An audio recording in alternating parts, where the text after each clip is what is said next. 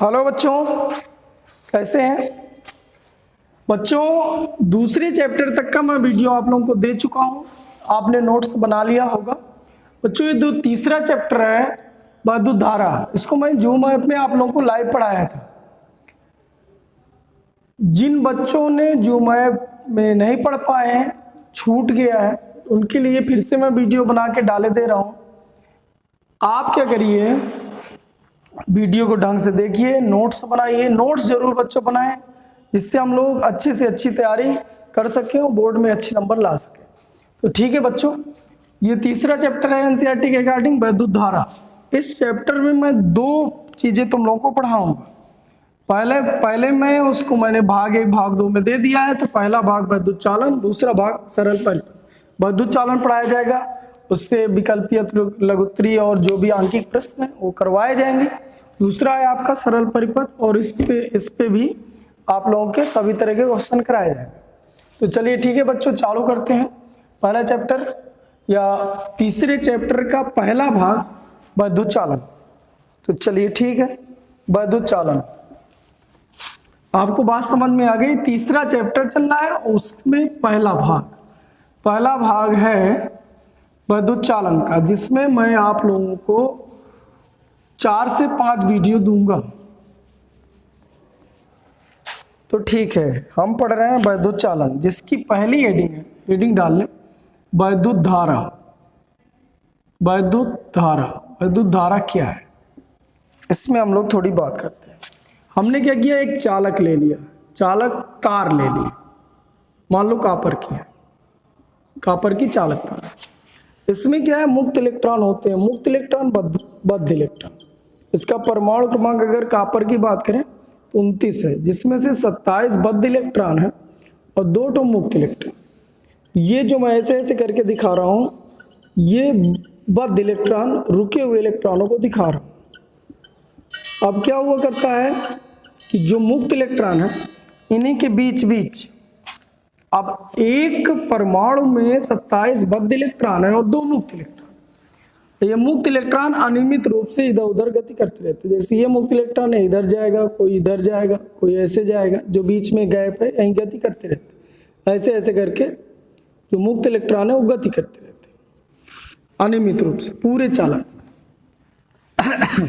अब बच्चों होता क्या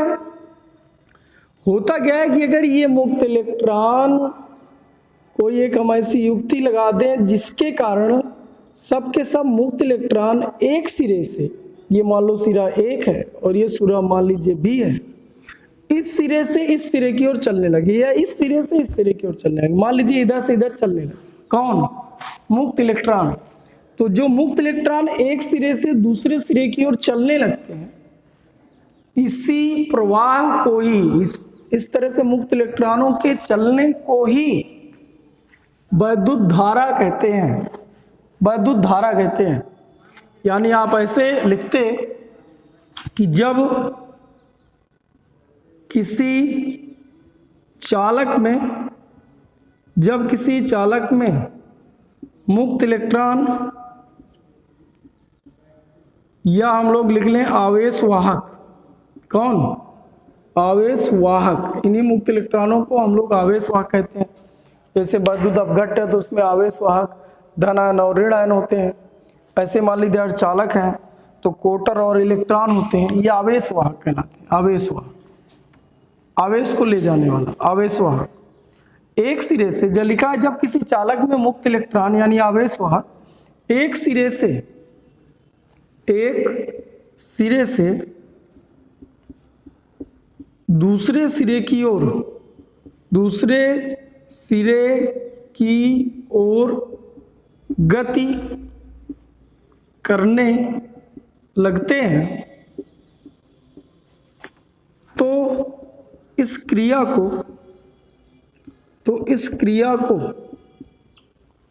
विद्युत धारा कहते हैं। विद्युत धारा कहते हैं। यह डेफिनेशन थी, लिख लीजिए। विद्युत धारा क्या है? अभी मैंने बताया कि बद्ध इलेक्ट्रॉन अपनी जगह फिक्स होते हैं, लेकिन जो मुक्त इलेक्ट्रॉन होते हैं पूरे चालक में अनियमित रूप से गति करते रहते हैं। लेकिन ये जो इधर उधर गति कर रहे हैं ऐसे ना गति करके एक सिरे से दूसरे सिरे की ओर, मतलब एक तरफ से दूसरी तरफ की ओर सब चलने लगे, तो यही प्रवाह है। इस आवेशों के इसी प्रवाह को हम लोग विद्युत धारा कहते हैं। तो आप विद्युत धारा हेडिंग डाल के डेफिनेशन लिख सकते हैं। लिख गया बेटा? आगे हेडिंग डालो विद्युत धारा की तीव्रता।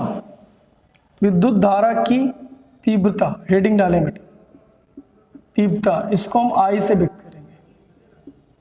विद्युत धारा की तीव्रता आई। तो क्या हुआ करता है, अभी हमने देखा कि जो मुक्त इलेक्ट्रॉन होते हैं वो एक सिरे से दूसरे सिरे की ओर गति करते हैं। तो यह क्रिया आप लोगों को विद्युत धारा कहलाती है। लेकिन कितने समय में कितने इलेक्ट्रॉन एक सिरे से दूसरे सिरे की ओर गए, इसका अगर हम लोग कैलकुलेशन कर लें, यानी जो प्रवाह है उस प्रवाह को समय के साथ कैलकुलेशन कर लें, समय की दर में कितना प्रवाह हो रहा है, कितने टाइम पर कितने इलेक्ट्रॉन एक सिरे से दूसरे सिरे की ओर जा रहे हैं, तो ये जो क्रिया कहलाती है इसे विद्युत धारा की तीव्रता कहते हैं। यानी मान लीजिए ये एक चालक है और इसमें मुक्त इलेक्ट्रॉन मान लीजिए इधर से इधर की ओर जा रहा है, ऐसे ऐसे करके मुक्त इलेक्ट्रॉन एक सिरे से दूसरे सिरे की ओर ऐसे ऐसे करके जा रहे हैं, ए से बी की ओर जा रहे हैं, ऐसे करके मुक्त इलेक्ट्रॉन एक सिरे ए से बी सिरे की ओर जा रहे हैं। तो एकांक समय में टी को मैंने एक मान लिया, जितने आवेश प्रवाहित हुए इसे हम क्या करते हैं विद्युत धारा की तीव्रता। यानी आवेश किसी चालक में, ये चालक है बेटा, चालक जिसमें इलेक्ट्रॉन गति कर सके या मुक्त इलेक्ट्रॉन एक सिरे से दूसरे सिरे की ओर जा सके, इसे हम लोग चालक कहते हैं। तो किसी चालक में आवेश प्रवाह की समय दर को, किसी चालक में, डिफिनीशन है बेटा लिख लो परिभाषा डाल के, किसी चालक में आवेश प्रवाह की समय दर को, आवेश प्रवाह की समय दर को विद्युत धारा की तीव्रता है। इसी चालक में जो आवेश प्रवाहित हो रहे हैं इनके प्रवाह की जो समय दर है इसे विद्युत धारा की तीव्रता कहते हैं। इसे आई से व्यक्त करते हैं। आई बराबर सूत्र लिख लेना, सूत्र लिख लो बेटा, आई बराबर क्यू अपान टी।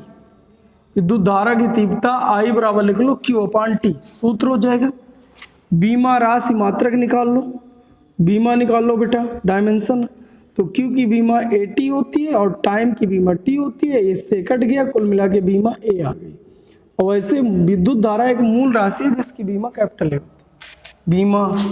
इसके बाद इसका मात्रक निकाल लो बेटा। तो मात्रक अगर हम लोग निकालते हैं, इसका मात्रक निकालें तो आवेश का जो मात्रक होता है उसे हम लोग कूलाम कहते हैं। आवेश का मात्रक कूलाम और समय का मात्रक होता है सेकेंड। तो हम इसको बोल सकते हैं कूलाम प्रति सेकेंड। विद्युत धारा की तीव्रता का मात्रक जो होता है कूलाम प्रति सेकेंड, या इसी को हम लोग बोला करते हैं एम्पियर। एम्पियर, एम्पियर एक वैज्ञानिक आता है, जो वैज्ञानिकों के नाम पर मात्रक होते हैं उन्हें कैपिटल लेटर में सांकेतिक भाषा में दिखाते हैं। ये आ जाता है कैपिटल ए, एम्पियर। चलिए ठीक है, बीमर। इसके बाद हम लोग देख लें राशि। राशि सदिश है कि अदिश है, ये चीज चेक कर लीजिए। तो ये एक अदिश राशि होती है, लेकिन ये एक ऐसी अदिश राशि है जिसमें दिशा होती है। जैसे एक एग्जांपल से आपको और मैं स्पष्ट करूं, मान लीजिए 4 एम्पियर का करंट आया और इधर से मान लीजिए 3 एम्पियर का करंट आया, तो इधर जो जाएगा वो 7 एम्पियर का करंट जाएगा। गौर से देखिए, कितना आया 4, कितना आया 3, गया कितना 7, यानी आवेश संरक्षित है। लेकिन ये जो डायरेक्शन है, मैंने कुछ नहीं बदला, केवल डायरेक्शन बदली है। डायरेक्शन में ऐसे दिखा तो कितने आए 4, इधर कितने गए 3, तो इधर कितना आया 1। केवल देखिए डायरेक्शन बदला।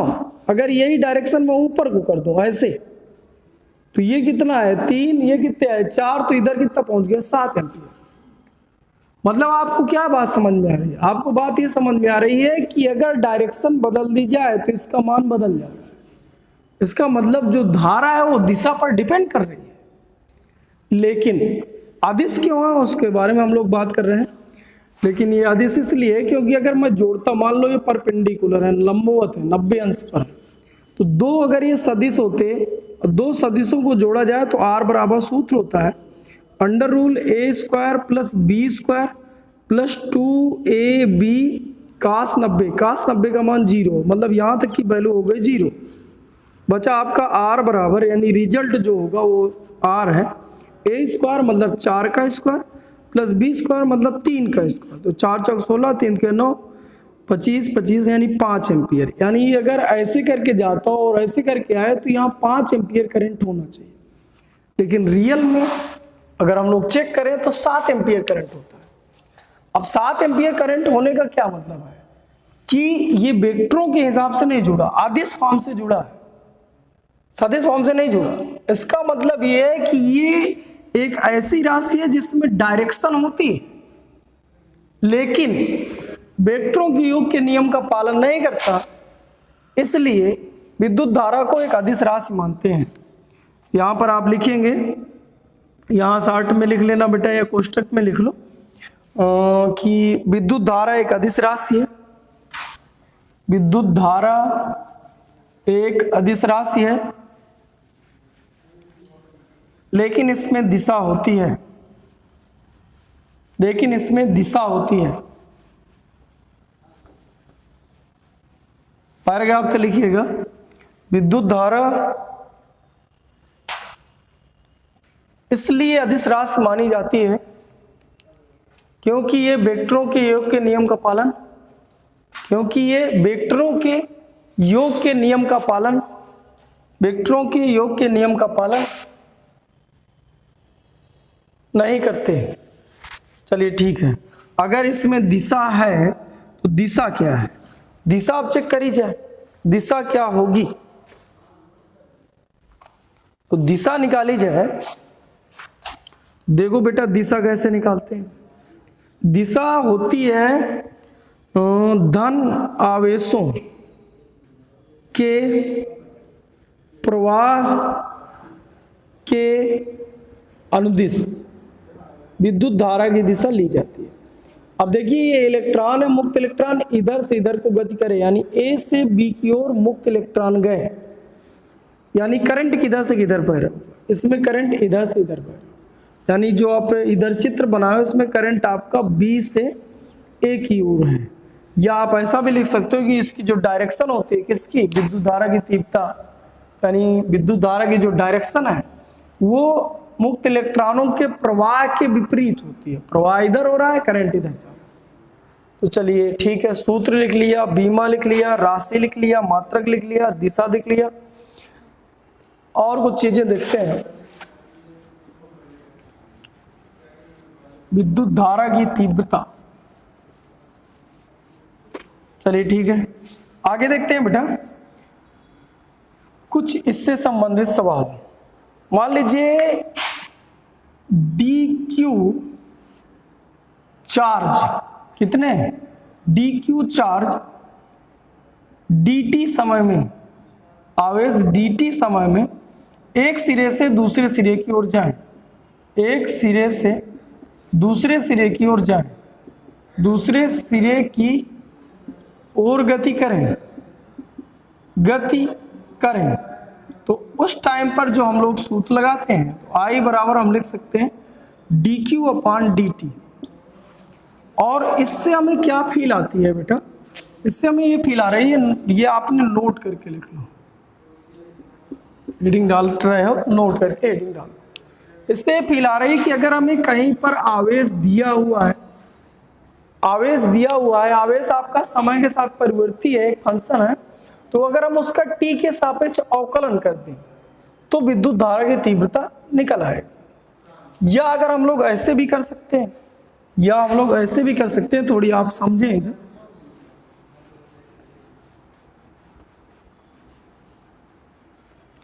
ऐसे भी किया जा सकता है कि dq बराबर I इंटू dt। मान लो हमें क्या दिया है, I दिया है, समय के फलन पे दिया है, समय के साथ दिया है I, और हमें चार्ज चाहिए, तो हम लोग क्या करें, समाकलन कर दें, तो ये हो जाता है डेल क्यू का क्यू I इंटू dt, समाकलन कर देते। तो इस तरह से आवेश भी निकाले जा सकते हैं, यानी विद्युत धारा निकालना है तो यहाँ अवकलन कर दें, अवकलन कर दें किसके साथ, समय के साथ। और अगर हमें विद्युत आवेश निकालना है, विद्युत धारा दिया हुआ है, तो हम t के सापेक्ष इसका समाकलन कर दें तो हमें आवेश मिल जाता है। चलिए ठीक है, कुछ एग्जाम्पल देखते हैं। पहले छोटे एग्जाम्पल देखते हैं, इसके बाद अच्छे अच्छे एग्जाम्पल देख रहे हैं। और ये आपकी हेडिंग जो विद्युत धारा की तीव्रता थी वो खत्म हो जाए। तो जैसे आपने बीमा, राशि, मात्रक और ये चीजें डाली हुई थी, ऐसे ही आप लोग डालिए एग्जाम्पल।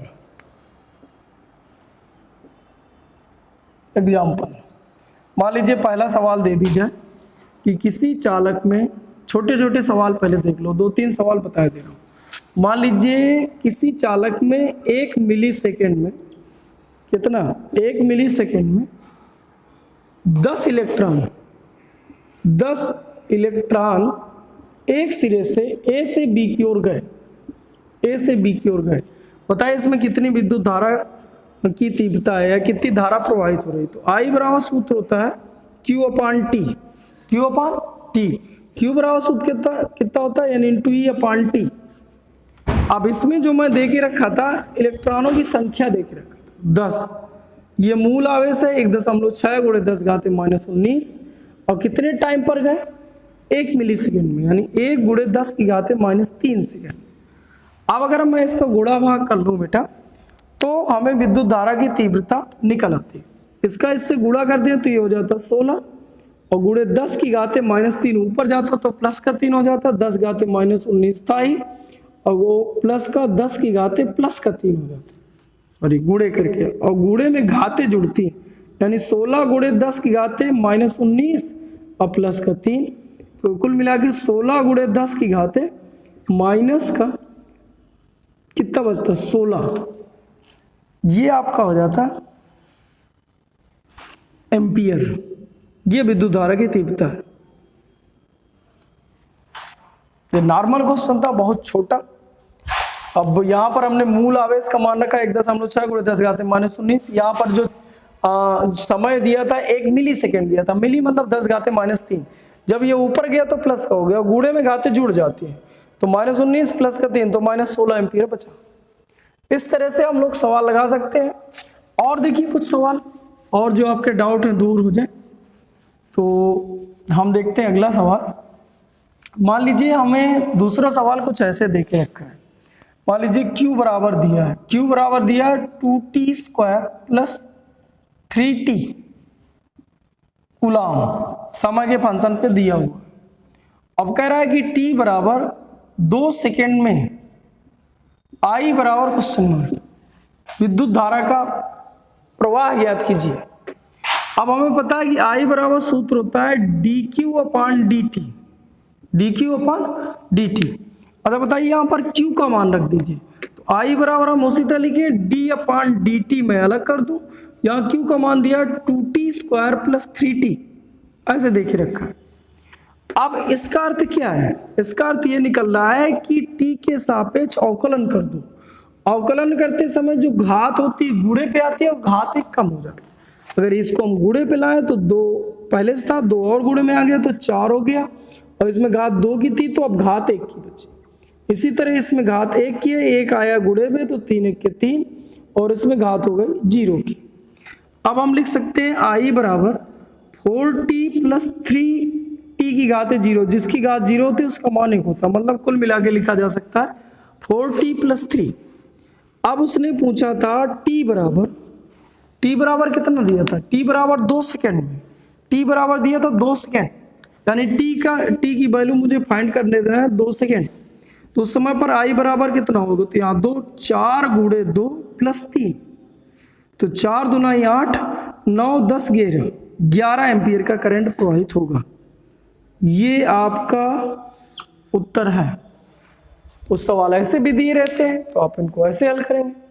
चलिए ठीक है, और एक आध एग्जाम्पल देखते हैं, और एक आध एग्जाम्पल से और चीजें क्लियर करी जाए। तो चलिए ठीक है, तीसरा एग्जाम्पल हम लोग देखते हैं। तीसरा एग्जाम्पल, मान लीजिए मैंने क्या करा कि किसी क्षण जो किसी चालक में बहने वाली धारा है I बराबर वो दिया है 2t की घात 5 एम्पियर है। अब मैं कह दूं टी बराबर वही 2 सेकेंड में कितने इलेक्ट्रॉन स्थानांतरित हुए, कितने इलेक्ट्रॉन स्थानांतरित हुए, ये क्वेश्चन कर लूं मैं। किसी क्षण किसी चालक में बहने वाली धारा I बराबर 2t⁵ एम्पियर है, t बराबर 2 सेकेंड में कितने इलेक्ट्रॉन स्थानांतरित हुए, क्वेश्चन ये हो जाए। तो देखिए बच्चों, ऐसे क्वेश्चनों को हम लोग कैसे हल करते हैं। अब आपको पता है कि I बराबर जो सूत्र होता है वो होता है dq/dt। तो dq बराबर लिखा जा सकता है I इंटू dt। अब हमें क्या चाहिए था, इलेक्ट्रॉनों की संख्या चाहिए, कितने इलेक्ट्रॉन, यानी इलेक्ट्रॉनों की संख्या चाहिए। अब q बराबर सूत्र होता है n इंटू ई। अगर मुझे q पता चल जाए तो n जो है निकाला जा सकता है। तो पहले मैं प्रयास करूंगा कि मेरा q निकल आए। अगर ये वैल्यू निकल आए तो फिर ये निकालने में कोई दिक्कत नहीं, ई का भाग कर देना, 1.6 × 10⁻⁻19 का भाग कर देना। अगर q मुझे चाहिए तो मैं क्या कर दूं, समाकलन। अगर dq का समाकलन हो जाएगा q, ये हो जाएगा I इंटू dt। अब यहां पर मैं क्या करूं, I की वैल्यू रख दूं। I का मान है 2t⁵ इंटू dt और समाकलन जैसे अभी अवकलन किए थे तो घात गुणे पे आया था और घात 1 कम हो गया था। समाकलन में क्या हुआ करता है, घात 1 बढ़ जाता है और जितने घात होती है उतने का पट्टा लगा देते। उसमें गया था गुणे में तो इसमें जाएगा भाग में। उसमें पहले गुणे पे आया था फिर 1 घटा था, इसमें तुम्हें क्या करना, पहले बढ़ा लेना है फिर भाग करना। चलिए ठीक है, तो अगर इस हिसाब से हम लोग इसको हल करें तो 2 उसी तरह उतर गया, t की घात यहाँ 5 की घात है तो अब 6 की हो जाएगी बटे 6 हो जाएगी। या इसी को अगर काट दें तो t की घात 6/3। अब t की वैल्यू फाइंड कर दीजिए। t बराबर आपका दिया हुआ है, t बराबर दिया है आपका 2 सेकेंड। अगर 2 सेकेंड में वैल्यू रख दीजिए तो जो चार्ज है वो निकल आए, तो ये हो जाएगा 2 की घात 6/3। 2 की घात 6 मतलब 2 6 बार लिखा है, 2 1 2 3 4 5 6/3। 1 2 3 4 5 6। अब देखो इनका गुणा करो, 2 दूनी 4, 4 दूनी 8, 8 दूनी 16, 16 दूनी 32, 32 दूनी 64, 64/3। यानी Q बराबर आपका आ गया, यहां लिख रहा हूं मैं, Q बराबर आ गया 64/3 कूलम। ये उत्तर आया। अब चूंकि आपका इधर जो पूछा हुआ था वो पूछा हुआ था इलेक्ट्रॉनों, कितने इलेक्ट्रॉन स्थानांतरित हुए, इलेक्ट्रॉनों की संख्या पूछ के रखा। अब हम सूत्र लगाते हैं, Q बराबर सूत्र क्या होता है, n इंटू ई बराबर 64/3। अब हमसे n पूछा था तो हम लिख दो 64/3 और ये गुणे में था तो भाग में पहुंच गया, तो 1.6 × 10⁻⁻19 ई का मान है मैंने रख दिया। अब हम अगर भाग करें तो ये दशमलव लगा है, इसको ऊपर 0 बढ़ा लीजिए और 16 से भाग कर दिए तो 16 चौक 64 यानी ऊपर 40/3 और गुणे 10 की घाते ऊपर जाता तो 10 घाते प्लस का 19। अगर मैं इसका भाग करूं तो ये हो जाता 3 1 के 3, यहाँ बचा 10, 3 त्रिकाई 9, फिर 1 बचा 10 हो गया, 3 3 3 और गुणे 10 की घाते 19 इलेक्ट्रॉन। ये इलेक्ट्रॉनों की संख्या निकली। ऐसे करके इलेक्ट्रॉन स्थानांतरित किए जा सकते और कुछ ऐसी संख्या निकल के आती। क्या बच्चों बात समझ में आई? चलिए ठीक है, आगे कुछ और क्वेश्चन देखते हैं।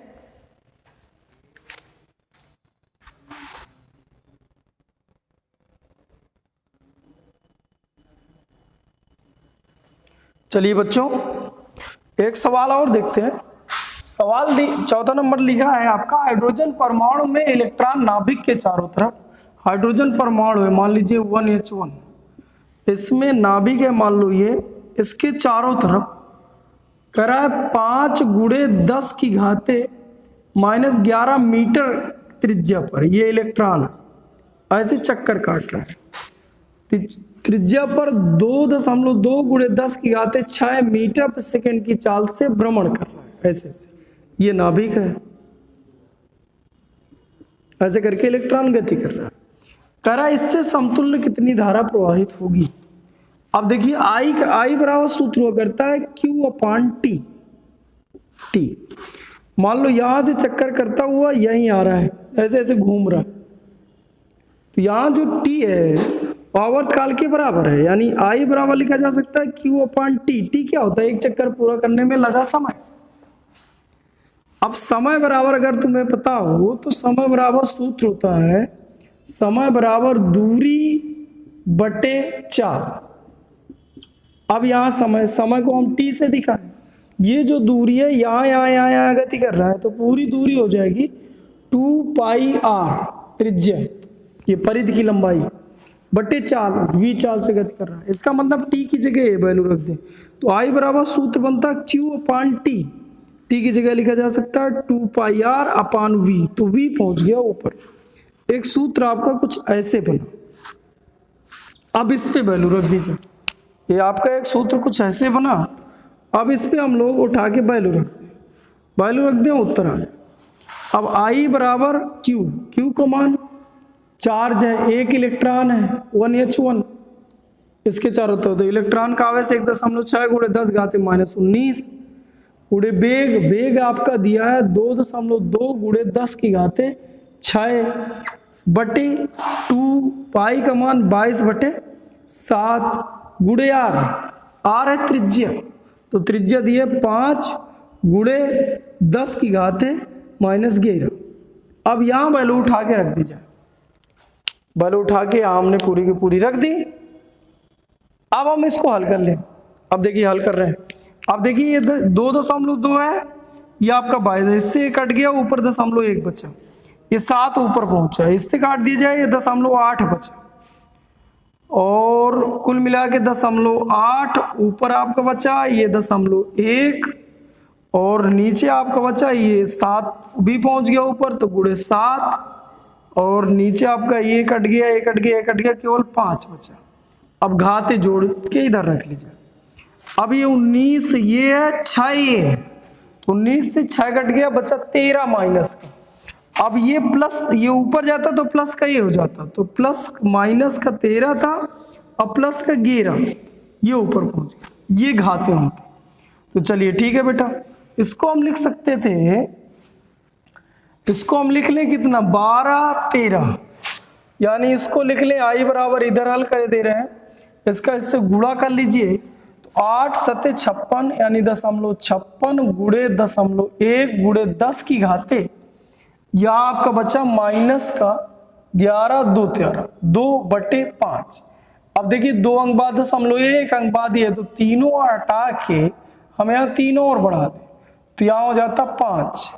अब इसका इससे भाग कर लो, भाग करते बेटा तो आ जाता, भाग करा जाए तो 5 1 5, फिर एक 6 बचा, तो 5 1 5, 1 बचा, 5 दूनाई 10 गुणे 10 की घाते -5 एम्पियर।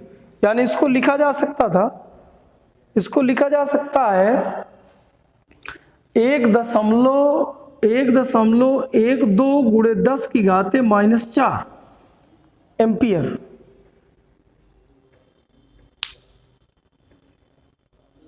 घात एक बार और चेक कर लो बेटा, ये 10 घाते -19, ये प्लस की 6, 19 से 6 घटा 13 बचा, इधर आपका क्या था, इधर आपका था 11 की घात, 11 ऊपर गई, तो 11 2 13 -2 बचा।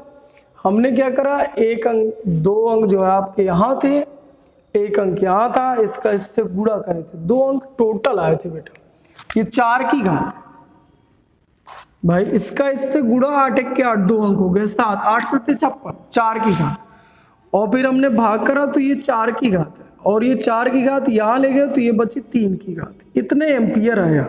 चलिए ठीक, बहुत अच्छा। या इसी को हम लिख सकते हैं 1.12 मिली एम्पियर, ये करंट आया। अरे बेटा समझ में आया?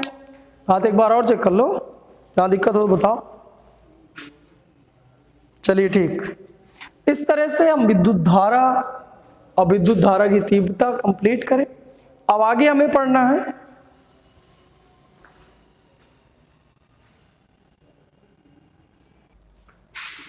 हाँ बच्चों, देखते बेटा, नोट करके एक आध पॉइंट लिख लो। जैसे पूछा करता है 1 एम्पियर क्या है, कभी कभी पूछ लेता है। तो आप इधर देखिए, I बराबर सूत्र होता है Q अपान टी। Q अपान टी, ये एक चालक थी, चालक छड़ थी, जिसमें मुक्त इलेक्ट्रॉन एक सिरे से दूसरे सिरे की ओर चल रहे थे। मान लीजिए इधर से इधर को जा रहा है, ऐसे करके मुक्त इलेक्ट्रॉन जा रहे हैं, ए से मान लो बी की ओर जा रहे हैं।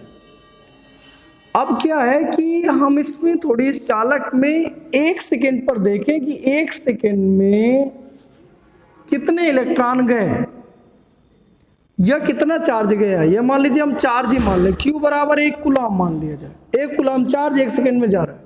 तो आप इधर पे रख के देखिए, I बराबर सूत्र हो जाएगा 1/1, 1 कूलम चार्ज 1 सेकेंड में गया, मतलब आपका 1 आया। इसका धारा का मात्रक होता है एम्पियर, कुल मिला के आगे 1 एम्पियर।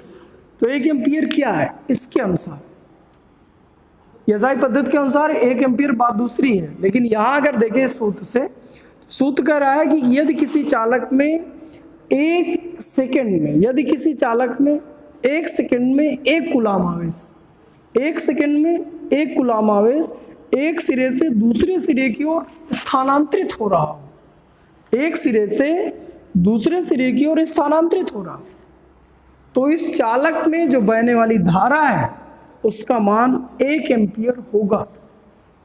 अच्छा, और थोड़ी सी बात करें, ये क्या है। अच्छा, Q की जगह हम सूत्र लिख दें अगर N इंटू ई अपान टी, और I की जगह 1 एम्पियर लिख दें। तो I की जगह यदि हम 1 एम्पियर लिख दें तो 1 बराबर लिखा जा सकता था N इंटू ई अपान टी, और T का मान 1 रख दिया जाए तो N बराबर कितना आता है, 1 गुणे 1 बटे ई का मान 1.6 गुणे 10 घाते -19।